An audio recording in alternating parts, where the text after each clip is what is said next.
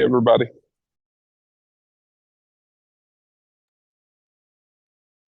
Ellis, why are you trying to be fancy with all that stuff in the background?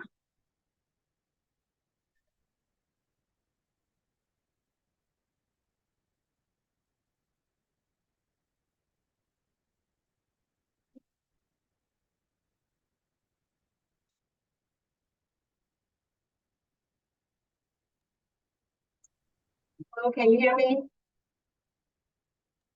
Yes.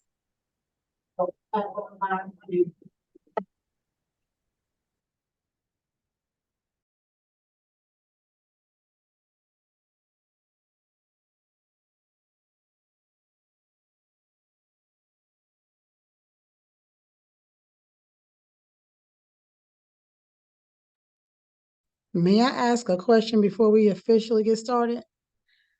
I'm looking at Waukesha. I'm just trying to determine whether or not we have a quorum. Is Waukesha from the Go Team office, or who is the Waukesha? Yeah, I think she's from the Go Team office. Go Team office. So we're waiting on Miss Winnie, Miss Franklin. 1, 2, 3. But see, Miss Franklin is in her car though. So, but I guess the Zoom really doesn't matter. Okay, I guess it really doesn't matter. Yeah, as Yeah, long as it doesn't matter. As long she's as she gonna. log in. Yeah, she need to be in. So what about the one we're supposed to be going in today? Yeah, I'm looking for her. She's not. Yeah, she's not on. Miss Henderson. Hmm. Because I did just see that in the notes, so we were supposed to vote her in today. And the other community member, McClendon. Clinton. Okay. And what's the other parent? Miss Giles. Giles. Giles. Hmm.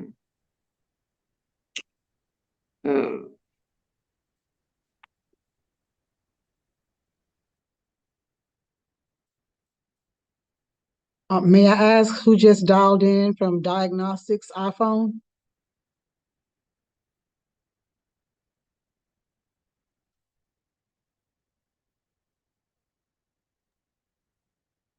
That might be. That might I be. think it says connecting, so.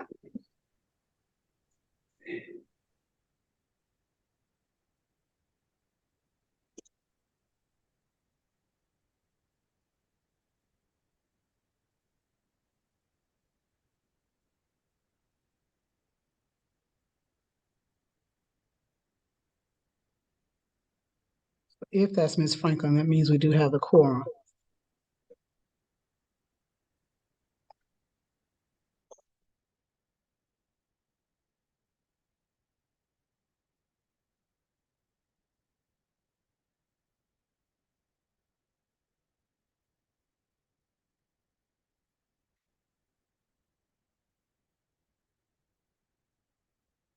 You texting her, texting her, Hannah, Franklin. I'm here. Oh, okay, so that is her. That's Franklin. Okay.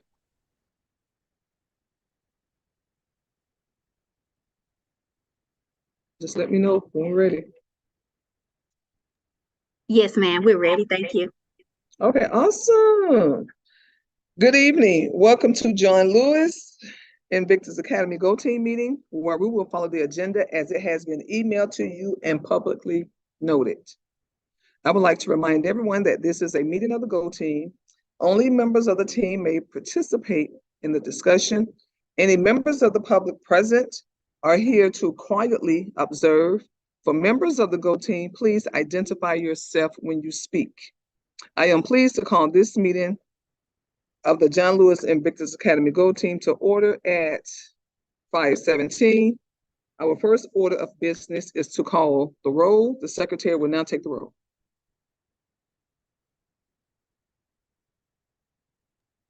All right, thank you.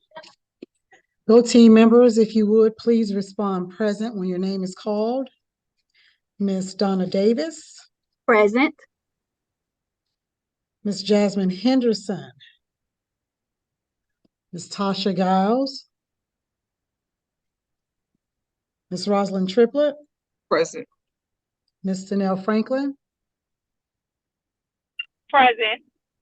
All right, Ms. Haddock is present. Mr. Cogdell, Present. Bree McClendon. She is joining as we speak. I'm going to give her just a few minutes to connect. Okay. Ms. McClendon?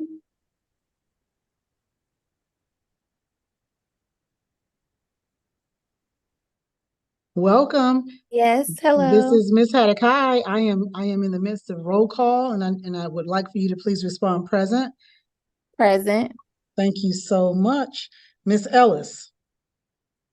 Present. Thank you.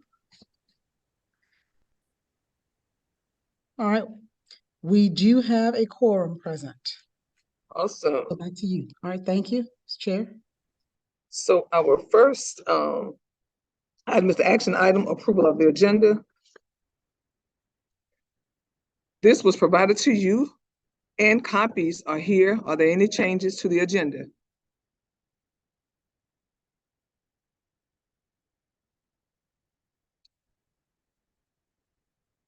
Yes. I'm not, if I would need to go ahead and make this noted now. I see we have what's in person. Gotcha. Okay, I see it. I see this one here. Okay, awesome. Never mind. Never mind. May I have a motion to approve the agenda? Approve. A second? Approved.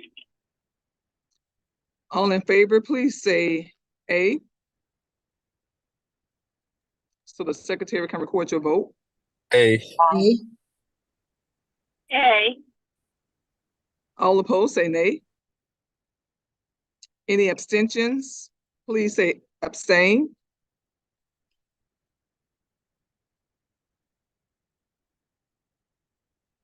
We're going to look at the approval of the previous minutes. We will review and approve the meeting minutes from our last meeting. The minutes have been provided to you. Are there any corrections?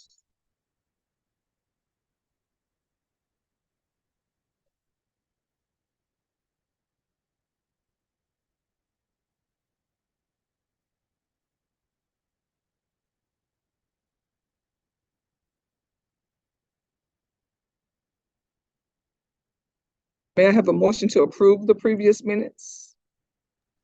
Motion to approve. A second? I'll second. All in favor, please say A. A. A. A. All opposed, please say nay. Any abstentions? Please say abstain. Now for the additional action items. Of course, we have here vote in the parent member. Is she here, Ms. Hannah? Is Ms. Henderson here? No, ma'am, she is not. Okay, so I'm gonna move to the next item here. And I was wondering for the additional action item, vote on in-person meeting. And in-person is your face-to-face versus your Zoom. Is there any?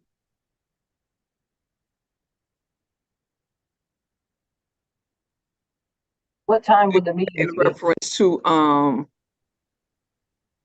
discussion around the face-to-face versus Zoom? What time would the meetings be?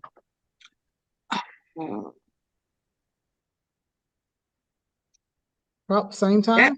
Now, fine. Now the 5:15 would be fine only for those who are here. So for those who have to travel and come to the school, that's a good question. So what would be well, I guess before we even get into the time, I guess we would need to see how many are willing to do the face-to-face, or you want to do the time first?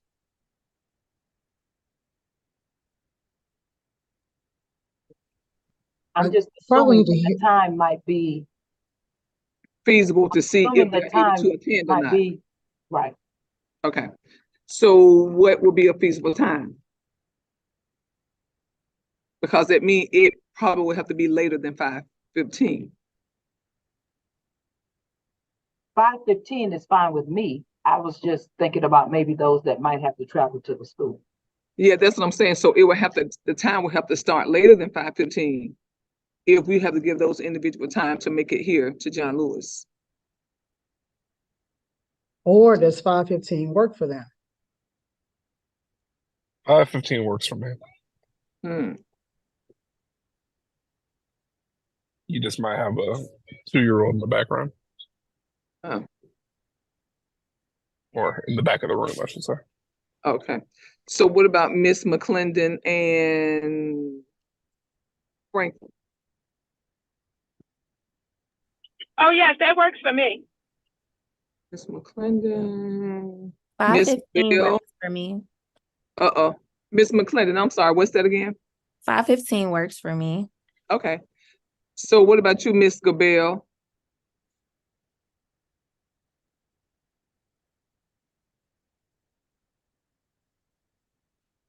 And Miss Davis? Yes, 5:15 works. Okay, Whatever the group wants. okay. So after having the discussion, we can go ahead and vote, get a vote. Quick question, would the meeting still be recorded and posted live?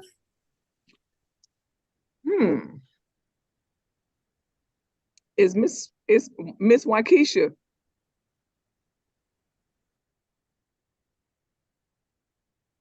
I was going to ask Miss Waukesha if she's from the representative of the district.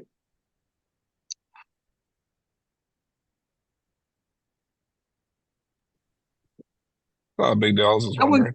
I was about to say I'm going to say yes, not knowing, only because we will have a recording, something to refer back to. But Okay. I don't know how you, To refer but back I to. think we need to confirm because I Yeah. don't know how you would do that in person. Now What I know in the recording device? previous years we didn't record if we met face to face. So I don't know how it is today, but in previous years we did not record. So we can confirm to see if we have to record, but for right now we can probably go ahead and take a vote of all those who say they are in favor for meeting face to face versus Zoom, and then I can get with Go Team to see if it has to be recorded and when is the earliest that we can go ahead and get started with the face to face. So all minds and hearts are clear. Can I get a motion to approve the Go Team meeting being face to face instead of Zoom? I'll motion to approve. Can I get a second? I second. All in favor, please say A. Okay. And I wanted to say too, before we move on, I think using the big monitor, the screen, like in the media center, you can log on live and still hold it if that is a requirement, and we'll just have to find that out. Okay. We didn't Yeah, I finish was the just vote. going to I jump was in. nay. Yay. Do we have a nay? Nay. One nay. Yes. Any abstentions, please say abstain.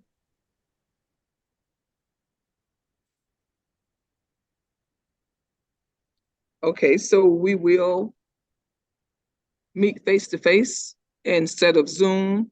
Mr. Condell, let me ask you this. Are you able to meet any of them face to face? I'll make it work. Okay, cool. Okay, so as of now, how many did we have had up?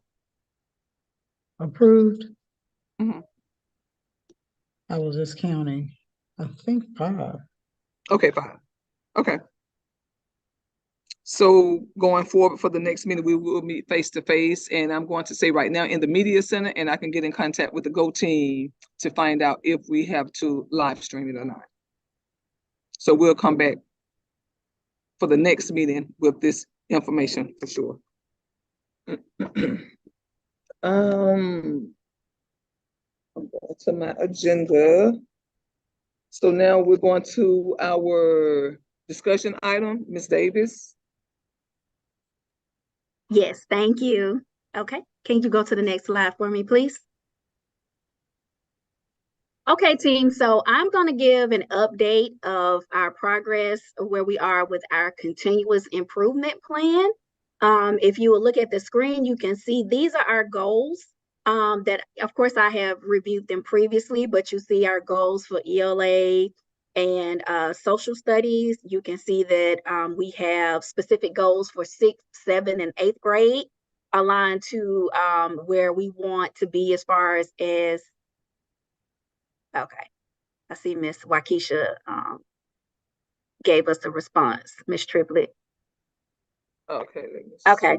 So we have goals for our developing plus learners and our proficient plus learners. And then if you look in the second column for math and science, we have grade specific goals for 6th, 7th, and 8th grade. And again, these goals were developed based off where our scholars failed last year. And they are up to a 3 to 5% increase from last year.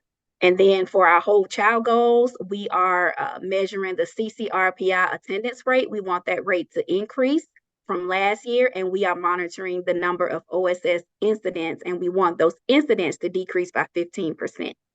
Next slide, please.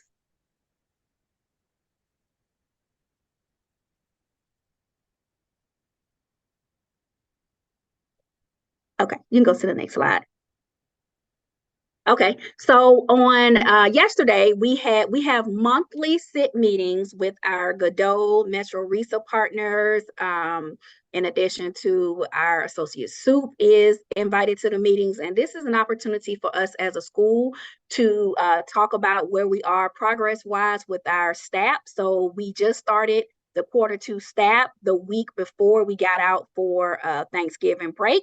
So these action steps are aligned to what we were doing in the first quarter. So I'm just giving you guys just an overview.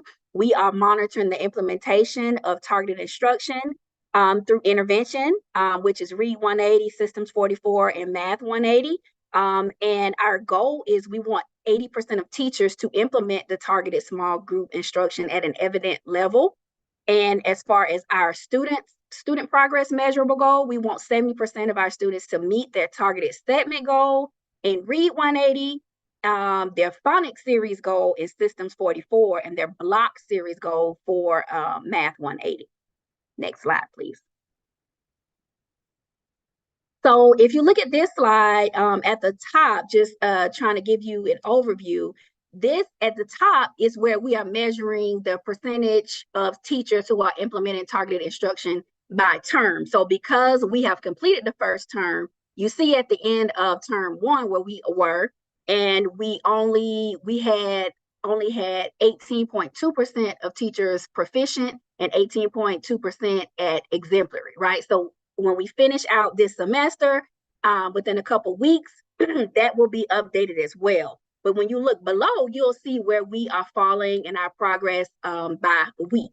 So if you just orient yourself, if we look at the first week, we see that we had 98% of our teachers who were not implementing targeted instruction. But then if you fast forward and come down to week 10, which was the week right before Thanksgiving break, the 13th through the 17th, we can see that we have had an increase of the number of teachers who are implementing that targeted instruction. And so we see we have 49% of our teachers who are proficient, and we have 9% of our teachers who are exemplary, which leaves the 45% of teachers who are emerging or not evident. And so with those teachers, what has happened is Dr. Harrell has tiered those teachers based off the support that they need. And so she's providing individual coaching to those teachers. So we are definitely aiming for all of our teachers to be proficient or exemplary, or at least 80% of our teachers. But, overall, we want all of our teachers to do it. Any questions so far on this slide? Okay, thank you. Next slide. Okay, and this slide is going into our student progress. So the goal is for 70% of students to meet their targeted phonics series goal in Systems 44. And so the overall goal district is for the district is for students to complete 7+ series per 9 weeks. And so at the top, you can see that's overall just for the first grading period. We're in the second grading period now. But if you look below by weeks, you can see where we started in September and where we are now. And so our scholars are really, really, really moving through these blocks. If you look below, we still have the majority of our students that are within the 0 to 3 series. But what I can tell you guys is the progress that we are seeing this year with our students moving through these lessons is more than we saw all year last year. So we're definitely excited about the growth and to see how they perform on the MAP assessment. So we can see that we also have some scholars who are exceeding, right, the 7+ series. We have 11% of our scholars that are exceeding, and we have 8% of our scholars who are in the 11 to 15 series range. So we're going to continue. Our instructional coaches are continuing to observe our teachers through the targeted instruction. And again, Dr. Harrell is coaching our teachers who need that additional support. Next slide for me. Okay, and this slide is talking about as far as our students completing their targeted block, in Math 180. So we can see that overall we have our students, let's see, if I'm going down, I see that within the week of November 13th to 17th, we have 59% of our students who are at block 2. And so the goal for the Math 180 is for students to complete 6 blocks over the course of the year. So we see right now we have about 59% at block 2, 5% at block 3, 3% at block 4, and 7% that are at block 5. So of course we still see we have some scholars, 79 scholars, who are in that block 1. And again, for us, when we look at data like this, we talk as a team, and it's just honing in on those teachers, the students in those classes, and just ensuring that while they are on the platform, those platform days, that the students are working in the platform and just not idle. Okay, next slide for me. Okay, and now I just wanted to share with you guys, so when the instructional coaches go in and they're observing, there is a look for's rubric that they're using. And so these domains are according to the look for's rubric. So this is the data captured from before Thanksgiving break. So we see the proficient is orange, and then the exemplary is green. So we see we had 45.8% of our teachers who were introducing the targeted skill, and this is in small group instruction. And we had 12.5% of our teachers who are exemplary, but we still see that we had 33.3% of our teachers who were not evident. And this was just basically going into classes and teachers just not doing the small group instruction on those days, which are Tuesday and Wednesday. And again, that's being addressed with those teachers as well. Go next slide, please. So domain 2 is what we're looking for is the teacher modeling the skill, right? And so we see 37.5% of our teachers that week were proficient, and 20.8% were exemplary. So that's about 57% of our teachers, still not where we want to be as far as 80%, but we are growing. And again, like I have to tell myself, like, we're not going to get there overnight, but we're definitely growing and moving towards that 80% mark. And then for domain 3, this is the practice portion. So the teacher is allowing the students to practice the skill. So we see 41.7% of our teachers are proficient, and 20.8% are exemplary. So we see that the practice component is happening more because this is about 60% of our teachers, which is good. Next slide, please. And this next one is talking about the feedback and reflection. So is the teacher checking for understanding during the student practice and addressing misconceptions and providing feedback? So we have 50% of our teachers who are proficient and 4% who are exemplary, which gives us about 62%, not at the 80% mark, but we're definitely growing. And again, that not evident, it was just simply when they went to observe, the teachers were not implementing small group instruction. And then when you look at domain 5, this domain is about classroom culture. And so we see 25%, in 25% of the classes, the class routines and procedures were followed, and then 29.2% were exemplary. So I would say out of all domains, this is the highest so far that we're seeing. Next slide for me. And then the last one is, does the teacher use securely to monitor what students are doing on the computer? And this is very, very important. I know I mentioned a little while ago, when our students are in the platform, they have to be moving through the lessons. And so securely, the teachers using securely will cut down on students doing things that they're not supposed to be doing and visiting websites. So we see that 33.3% of our teachers are proficient and 16.7% of our teachers are exemplary. Any questions on what I have shown so far? Okay. So our next step, so what are we doing next? So Dr. Harrell has done a great job of coaching and videoing people, our teachers who are implementing small group instruction. And so these are two examples and we'll share this with you guys. We'll share these with you all so you can see it later, unless you all want us to see. I don't know if she shared the sound or not, but great examples of targeted instruction in action. So what are we going to do next? We're going to employ winter map reading and math scores to cycle students into intervention or out. The goal is not for it to have all of our students in intervention, but to use intervention to support them and then move them to enrichment. And we also see address non-usage, which we saw in that 33%. Action 2, we're going to continue to provide team coaching and individual coaching on how to effectively leverage and implement targeted instruction. And action 3, prepare all math, ELA, humanities teachers to record full 15-minute group small observations. And then we also coming up, Dr. Harrell is going to do another PL session with teachers about how to utilize the data from their students to plan for the small group instruction. Next slide for me. Okay, so our next action step has to do with collaborative planning, which is PLCs. And so we're utilizing the high impact collaborative planning rubric, specifically looking at standards analysis, reflective teaching practices, lesson plan development, and assessment and evidence of student learning. And so our goal is we want for 80% of the collaborative planning meetings to reflect at least 4 out of those 5 indicators that I just mentioned. And as far as student progress, we want 70% of all general ed and our subgroup students to score 70% or above on bi-weekly common formative assessments. Next slide for me, please. Okay, so you can see here, as far as the standards-based instructional planning, that in our PLCs, and just to give you a little background on PLCs, so what we're looking for, the admin team, we actually observed the PLC. So for 6th grade, ELA, the humanities and math is being observed. Same thing for 7th grade, and then for 8th grade, all 4 content PLCs are being observed by administrators.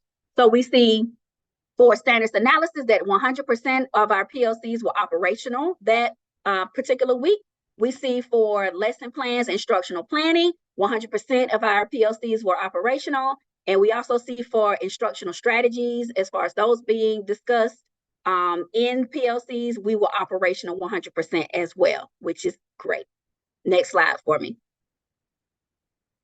So then we get into our data analysis. So based off of STAT 1, this was our area of opportunity, was the data analysis piece. And of course, as a district, we moved from bi-weekly to weekly data meetings. And so this is just honing a little bit more into that area. So as far as this is concerned, what we're looking for is the assessment and evidence of student learning, the data analysis piece. We see 83.3% of our PLCs were actually doing the weekly data meetings, and then we see 16.7% were not.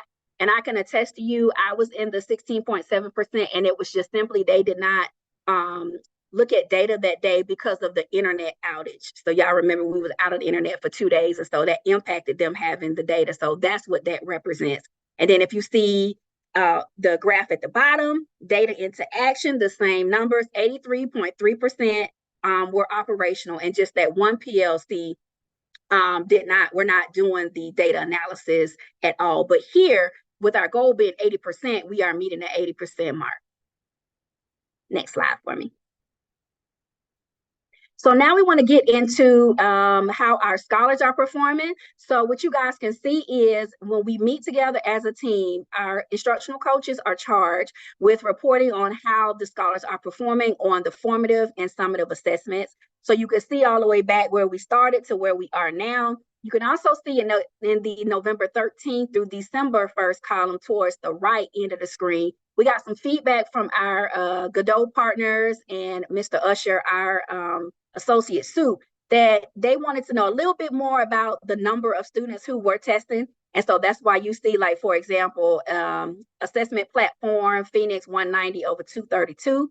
And so we do have an attendance issue here, of course, and, you know, with our leadership team, we are talking about ways to address those issues, but that was a question that came up at a previous SIP meeting. So that's why you're going to see that. And they also wanted to know the percentage of students who were developing, proficient, and distinguished. So you can see that. You can also see, so if you look over at the common assessment for 6th grade ELA, you see 5% of students scored 70% or above on that common assessment. 7% were developing and 5% were proficient. And if you go down, you can see we are monitoring how our subgroup populations are doing.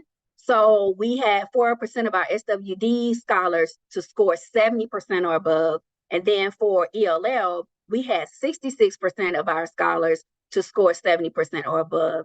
And that's a pretty good, 4 out of 6 scholars, which was good in ELA. Any questions on this? Okay, next slide, please. So if we look at 7th grade ELA, the common assessment, we see that if I'm going down to the November 13th column, 18% of our scholars scored 70% and above on this common assessment.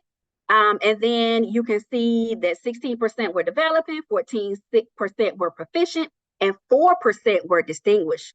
That is amazing. So when we were talking about this, we were talking about this proficient group and how those students are going to be enriched, right? So if they're proficient, then, you know, how can we get them from proficient to distinguished? So that's the conversation as well. And then you can see how our subgroup scholars performed. 3% score of SWD was 70% and above. And then we had 0% of our scholars who were 70% or above for ELL. Okay, next slide, please. So 8th grade ELA, so their last summative assessment was in the Phoenix platform. And so you can see that 32% of our scholars scored 70% or above. We had 68% in the beginning, 15% developing, 12% proficient, and 5% distinguished. And then as far as our subgroups, we had 22% of our SWD scholars who scored a 70% or above. 78% were beginning, 0% at developing, 22% were proficient, and 0 were at distinguished. And then for our ELL subgroup, we can see that we didn't have any students that score a 70% or above on this particular assessment. Any questions? Okay, next slide. Now we want to get into math. So as you all know, we have some new math standards this year. And in addition to that, if you all have not heard, the district is in the process of collaborating with schools, the community, on figuring out what is going to be our next math resource as a district. So those meetings are coming up. And so as soon as that is announced, the timeline is expected for all of those meetings and the input meetings and things to happen. And I want to say around March, a final decision will be made, but whenever that's made, I will definitely share that with the team about what we're going to be using next year for our curriculum resource. But if you look at 6th grade math, Miss Grace was just saying that, well, we had a lot of absences before Thanksgiving break. And then, you know, it was just a lot of things going on before Thanksgiving break. So they're testing this week. So that's why you don't see anything for the November 13th column. But if we just look at the last assessment that they took, Amplify is our current resource. And so we had 47% of our scholars to score 70% and above, 12% proficient, 3% distinguished subgroup. We had 22% of our scholars that scored 70% and above, 1%, 1 proficient, and 0 was distinguished. And then for our ELL, 39% of scholars scored 70% or above, 2 were proficient and 0 were distinguished. Next slide for me, please. Okay, with 7th grade math, we see that they took a formative assessment and Amplify. 49% of the students scored a 70% or above. 26% of our subgroup scored a 70% or above. There was 0 proficient and distinguished. And then for ELL, we had 42% of our scholars that score a 70% or above. Next slide, please. And for 8th grade math, this was in formative. And so we had 43% of our scholars that scored 70% or above. We had 21 that were proficient, 3 that were distinguished. And then for our subgroup, we had 19% of our scholars that scored 70% or above, 0 were proficient, 0 were distinguished. And then for ELL, we had 37% of our students who were proficient, 37% who scored a 70 or above, and 1 was proficient. Any questions? Okay, that leads us into our science, 8th grade science goal. So if we look at that last column, our scholars took an assessment of a potential and kinetic energy in the Phoenix platform, and we had 49% of our scholars who scored 70% or above. And in our subgroup, SWD and ELL, we didn't have any students that scored a 70% or above. Next slide for me, please. And then for 8th grade social studies, we had 28% of our scholars that scored a 70% or above on the Unit 5 summative assessment, which breaks down to 71% in the beginning, 23% development, 0 proficient, and 5% distinguished. And then for our SWD group, we had 100% beginning. And then for ELL, we had 100% beginning. Any questions on the student data? Okay, so now I just want to talk a little bit about what are our next steps as a school. But before I do that, I just kind of want to go through a timeline of what we have done and what we have implemented so far to prepare our teachers for the small group instruction. So on September 8th, we had a school-wide targeted instruction, small group professional learning. Did someone ask a question? No, okay. And then on October 9th and 10th, on our school PL days, our teachers had the opportunity to engage with the fall map data and use that data to set individual goals for their student and plan for targeted instruction. On October the 20th, all of our teachers got a wonderful PD from the APS gifted department on how to incorporate high-level questioning strategies to improve Tier 1 instruction. So with this just shows that, okay, our teachers have engaged in what targeted instruction entails. They have engaged in utilizing the map data to plan for targeted instruction. They have received PD on how to target our proficient and distinguished scholars, right, for enrichment purposes.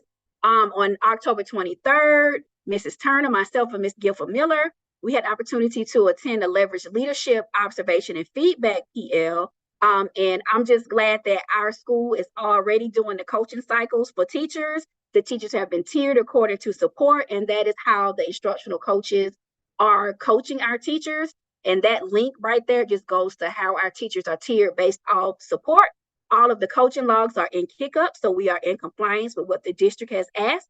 And so what we are going to do on January 2nd for that school-based PL day is our teachers are going to use the winter map student learning continuum data to plan for small group instruction. And then the other thing is, how do we document the small group remediation skills on lesson plans? So we're just going to add like a little something extra on the lesson plans so that the teachers can just identify what skills they are teaching with their scholars. So that's where we are moving next. Any questions on our next steps as a school? Okay, thank you. Next slide. Okay, so our third action step involves instructional coaching. So with the instructional coaching piece, our admin team goes in and they're doing bi-weekly classroom observations using the SDE classroom observation form. And this is a Godot form. And so the goal is for 80% of teachers to be evident or proficient in planning for and delivery of quality instruction. And as a result, we should see 70% of our students scoring 70% or above on bi-weekly common formative assessments. Next slide for me, please.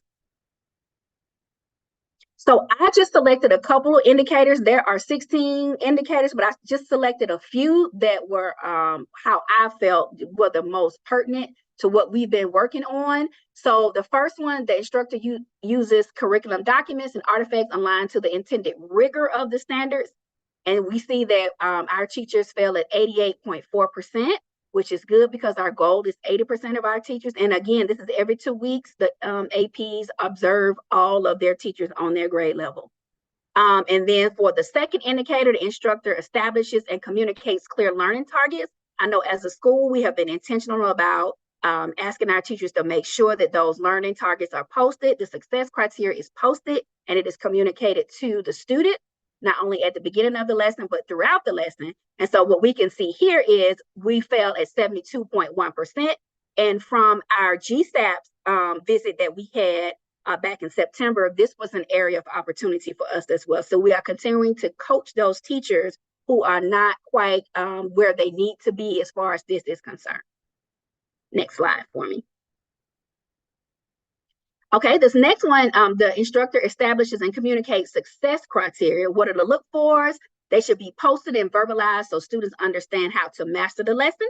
And again, we can see that this is something that is still in progress. We have 74.4% of our teachers who are evident, but we see that we have 18.6 that is somewhat evident, and then we have some that are not observed as well. And in those classes, the teachers, they did not have anything posted on the board.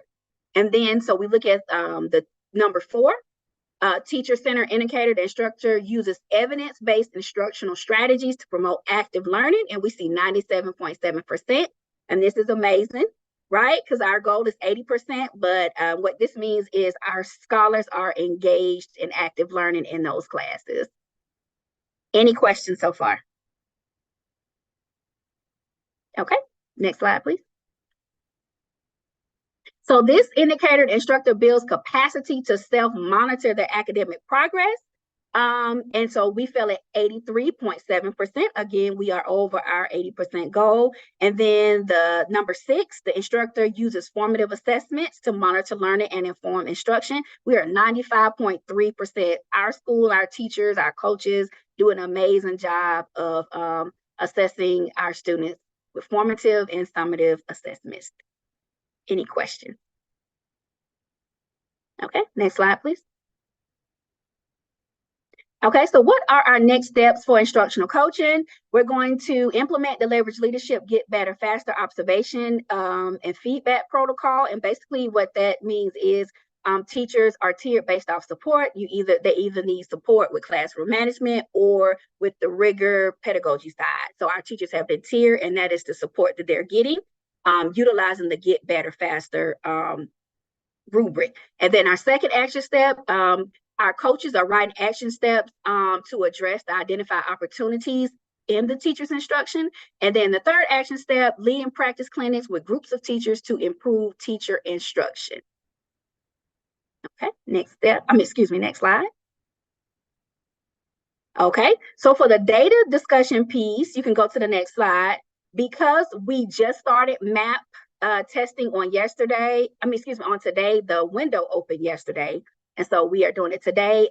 I will discuss our results of the winter MAP administration when we meet in January. So our last goal in our SIP has to do with the Whole Child initiative. So we are utilizing No Nonsense Nurturer as a school-wide classroom management approach. We have the implementation of weekly WCI meetings. And what they are supporting is our scholars who need support with attendance, behavior, and grades. And we're also, our SEL, our wonderful SEL coach, helps support our scholars with the wraparound support. And so we see what we're measuring as far as student progress, of course, how our scholars are performing academically, and I've reviewed that data already, our monthly CCRPI attendance, and our total number of incidents. Next slide for me. Okay, so I just decided to pull this. These two indicators are specific to the classroom management piece being implemented. And so we see the instructor establishes and implements rules, schedules, practices, and procedures within the classroom, which contributes to a positive learning environment. We have 90.7% of our teachers who are doing that. And then the other student-centered indicator is students maximize class time by avoiding off-task behaviors and classroom disruptions. And we see 97.7% of our teachers landed there for that particular week. Next slide for me. So I just wanted to show you guys this slide just to let you know what is going on. We have a phenomenal WCI team, and the team has been doing a great job of collaborating. So basically at this point, the team utilized the behavior risk report that is in APS graphs and the BAS universal screener profiles to identify scholars who needed support with academics, attendance, and behaviors. And if you look at this report, you can see that it gives a lot of great data. It tells the number of ISS days the scholar has, OSS days, unexcused absences, failures, their BAS score, and then a composite score. So the team utilized these reports to identify the scholars who were going to be on their caseload. Next slide for me. And then this slide just shows, this is where the interventions and the support is being tracked. So you can see the student's name, you can see the grade they're in, you can see the date that they entered the WCI team, you can see the proposed date that they're going to exit the team, who will implement the support, the plan of support. So this is all, of course, we want to make sure that we are implementing these interventions and supporting our scholars with fidelity. Any questions so far? Again, our team has done an amazing job of this. Okay, next slide. So what have we done here at John Lewis to support attendance? So we've had an attendance during electives to celebrate our scholars. You see our phenomenal counselors at the bottom, Mrs. Gibbs and Miss Ellis, who stocked up and went around with the Pride Patrol and went to the classes to reward our scholars who have showed up and, you know, been at school. One of the things that I talked about with the admin team is that in addition to perfect attendance, I would like for us to start rewarding improved attendance as well. So that's definitely something that I'm looking forward to us celebrating in the future as well. Next slide for me. So here is just a snapshot of our average daily attendance. So you can see from this chart where we were last year and where we are this year. This is updated every couple of weeks, but you can see this was last updated on 11/16, and you can see where we landed overall 84.6%, and we're down from where we were last year, 84.8%. But and you can see below, if you're comparing last year to this year, we're down 0.9% overall. Okay, next slide for me. Okay, this slide is showing the difference between where we were meeting the CCRPI criteria last year versus this year. So at the end of last year, yes, sir. Yes. So the school is doing calls. Yes, they're doing. So that's a part of the WCI team, Mr. Cogdell. The students that have been identified who need support with attendance, yes, the parents are being called. There is a survey that is going out to parents because we just want to know why. You know, are there any barriers that are preventing some students from going to school? And we have an attendance initiative that we're about to start. Just, you know, putting mentors, you know, having a mentor person, like somebody for you to check in with. So all of that is in place. So yes, sir, that is a great suggestion. Yes, we do. So we can see last year we ended at 43.1%. And then this year, when this was pulled, we are at 50.1%. So currently we are exceeding our goal of 48.1%. Not that much because it fluctuates. So we definitely have a lot of work to do with attendance. And again, we are measuring this across the year, but this is just a snapshot of where we are right now. Any questions? Okay, next slide. And here's our behavior data. So if you can see, this chart is tracking our overall OSS suspensions. And so you can see in the middle column is our goal for this year. The first column is where we currently are. The second column is our goal for this year. And then the third column is where we were last year. So if you see for the months of August and September, we definitely met our goal. But if you look at the month of October, we did not meet our goal. We had 4 tribunals in October, and we currently have 2 tribunals going on right now. So whenever we have students that are in tribunal, that's like automatically 10 days of OSS. So I can say that those tribunals have definitely contributed to the number of OSS days that we have had. But you can see as of 11/16, we have 143 OSS days compared to last year. Overall, for the month of November, we had 235 days. So we're still lower than we were last year, but our goal, of course, is to decrease. Our goal is 199, but we're definitely lower than we were last year. So if you look at the bottom, the change from last year to date is 234 OSS days overall. So I definitely contribute this to the work of everyone in this building, because it takes a village to do the restorative work, to mediate, to call parents. And of course, we're still suspending kids for egregious behaviors, but we're also exploring different alternatives, because we know suspension and just suspending them just for certain things is just not always going to be the solution unless it is an egregious behavior, such as fighting, cursing a teacher out. Those are egregious. You're going to get suspended for that. But, outside of that, we can explore alternatives to suspension, mediation, counseling, wraparound support, to try to get to the root of the problem. Any questions on our OSS days?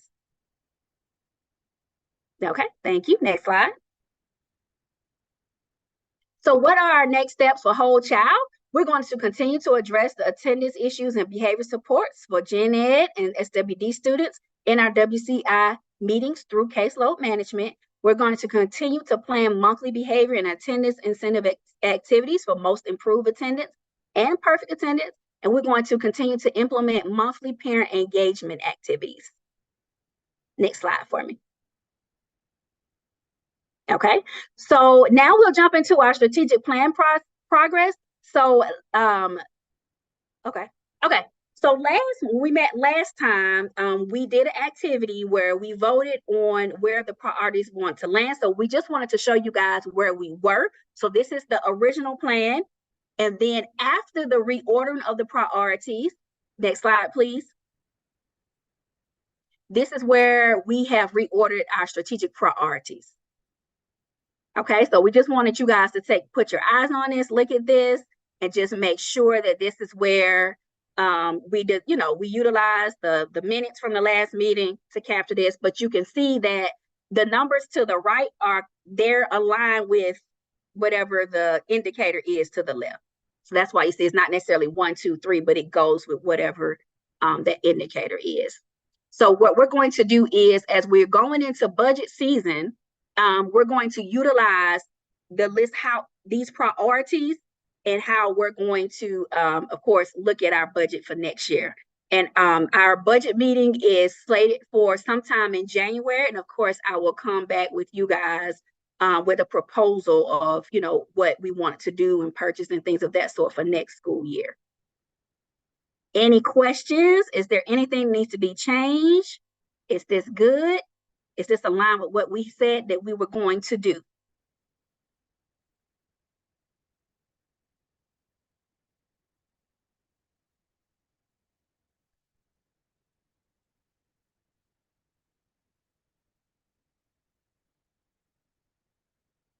And I don't have my, okay, we good? Okay. Yes, ma'am. All right. Awesome sauce. Okay. Next slide for me. Okay. So here are just a couple of announcements. Okay. So we are so excited to continue our family engagement activity. So we had our annual Thanksgiving family feast. We had, Miss Norwood said we had about 44 parents that showed up. So we're excited about that. One of the things that we are intentional about doing is making sure that when we put out communication to our parents, that we provide those flyers in English and in Spanish. I know you see the one down below in English, but we did have one that was in Spanish. And so I just wanted to name that. You see some fabulous pictures below of some of our parents sitting with their scholars and engaging. And so I'm just excited, and thank you to everyone who helped put that event on. Our grief and bereavement workshop from Kate's Club had to be rescheduled, but it will be facilitated by our very own Miss Blackwood. And so she's going to come back and let us know a date for that, because she also wanted staff to be able to participate in that as well, if they would like to. And so in December coming up, we have our annual partnership toy giveaway that is happening. So we are excited about that, where we have families that are getting gift cards, and scholars are getting items on their wish list. So that is an amazing, amazing thing for our scholars and families. And then in January, we are excited. We have to get ready for our upcoming 8th grade activities, end of the year activities. So we're going to have an 8th grade parent meeting. So we are excited about that. And then we know we've been talking about it, but we are in the process of expanding our John Robert Lewis Service Center. So Ms. Miller is partnering with Leah Black at Metro Risa to turn our service center and get some additional things added to. So we're excited about that work. But as soon as we know when we're going to have, a reveal of that area, we will let everyone know. Any questions? Okay, next slide for me.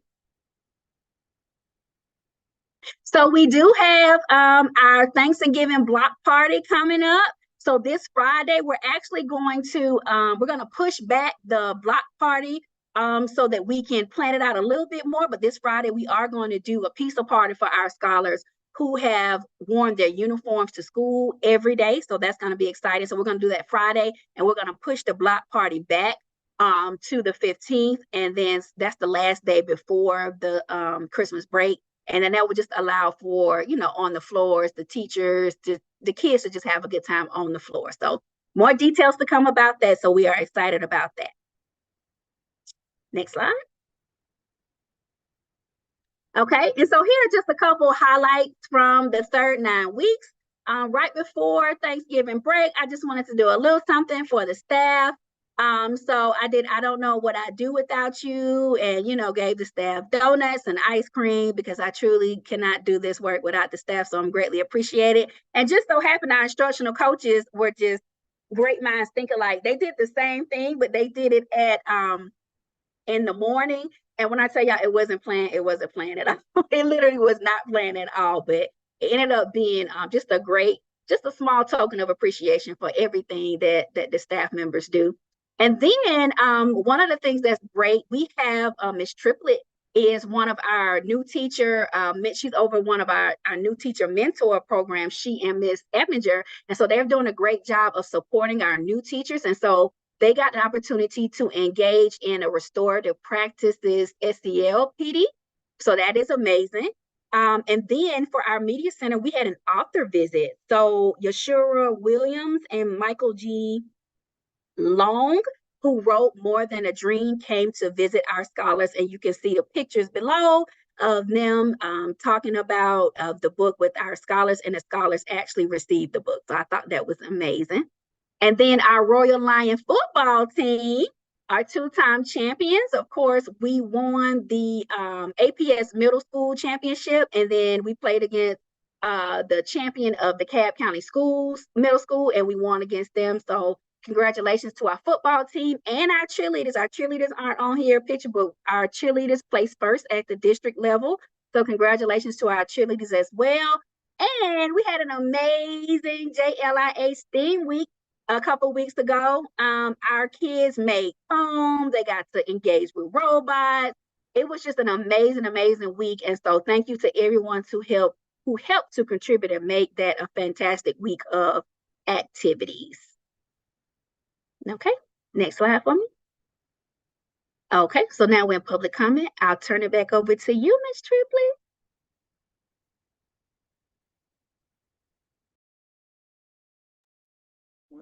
Okay, now, are there any public comments? Any concerns? Questions?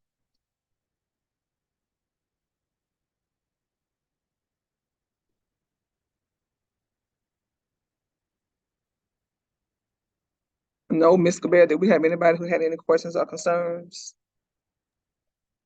From the chat or whatnot? No?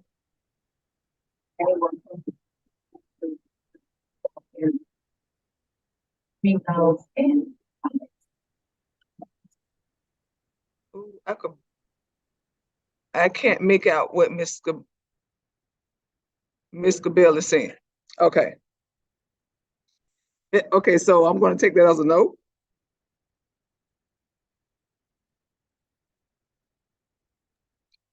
So are they? Go ahead, Ms. Gibel.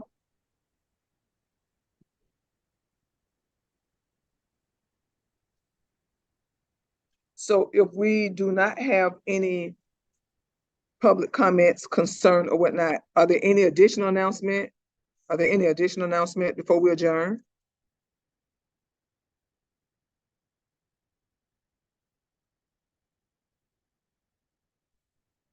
Okay, so it is now 6:14 and I'm going to say that the meeting is adjourned. Thank you. Thank you, everybody. Thank you. Good night. Thank you. Good night. Good night. Thank you Thank all. you. Have a Thank good you, Ms. night. Waukesha. Thank you. Yes, ma'am.